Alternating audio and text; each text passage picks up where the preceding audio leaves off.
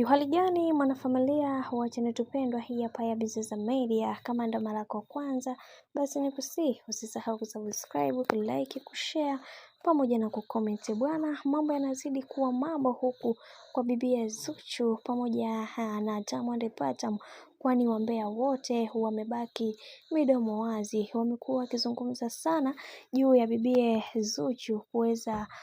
kutokupendwa kabisa na mama Dangote, lakini leo hii mambo yamekuwa tofauti, kwani mama Dangote ameweza kuonesha mapenzi ya dhati kwa Zuchu pamoja na mjukuu wake. Kiukweli alifurahi sana na wengi wao waliweza kufunguka vingi na kusema ya kwamba kiukweli kwenye hiki ambacho kilichoweza kutokea, mama Dangote anastahili pongezi nyingi ambazo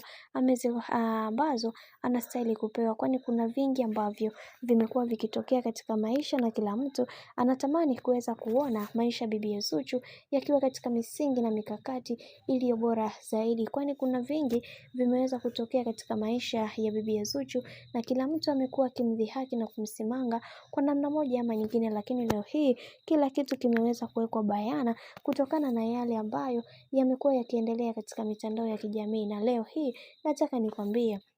ya kwamba Zuchu ni moja kati ya mwanamke ambaye anapendwa sana na familia, na kila mtu anatamani kuweza kuona kila kitu kikiwa sawa, na wengi wao waliamini ya kwamba kuna vingi ambavyo vipo, na kila mtu akasema kwa hiki ambacho kinachoendelea sasa, Mungu mwenyewe ndiye ambaye atakayeweza kusimama imara na kuhakikisha kila kitu kinakuwa katika misingi na mikakati iliyo bora zaidi, maana kuna vingi ambavyo vipo na watu wengi wanatamani sana kuweza kuvielewa, na tumeweza kuona